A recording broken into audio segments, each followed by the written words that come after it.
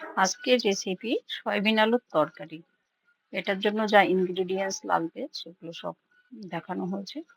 প্রথমে কড়াইতে তেল দিয়ে আলুগুলো ভেজে তুলে নেব। ওর মধ্যে ভিজিয়ে রাখা সয়াবিন, এটাও ভালো করে লবণ হলুদ দিয়ে নাড়াচাড়া করে তুলে রাখবো। ভালো করে ভেজেই নেব।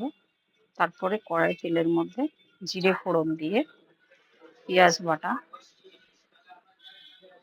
রসুন বাটা, আদা বাটা এগুলো দেব। এই রান্নাটি আমার মেয়ের খুব প্রিয় রান্না। ও ছোটবেলায় রান্না করে খাওয়াতাম। তাই বললো, মা একটু সয়াবিন ছোটবেলার মতো সয়াবিন করে দেবে। অ্যাকচুয়ালি আমাদের বাড়ি তো রাঁধুনি আছে, সেইভাবে রান্নাঘরে সেইভাবে ঢোকা হয়নি। পেঁয়াজ আদা রসুন দিয়ে ভালো করে কষিয়ে নিয়ে ওর মধ্যে একটু সামান্য চিনি, কাশ্মীরি লঙ্কার গুঁড়ো আর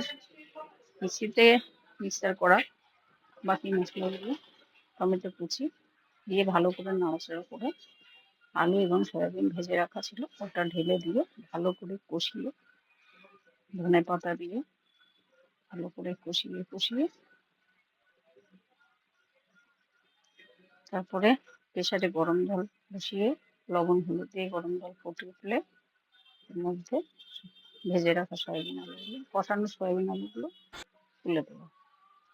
একটা সিটি পড়লে ওটা নামিয়ে গরম মশলা দিয়ে নামিয়ে নেবো। এইভাবে রান্না করলে সয়াবিনটা খুব সফট হয়, বাচ্চারা খেতে খুব পছন্দ করে। তারপরে পরিবেশন করার পরে লেবু রস দিয়ে মেখে খেয়ে দেখবেন, ভালো লাগবে। Thank you.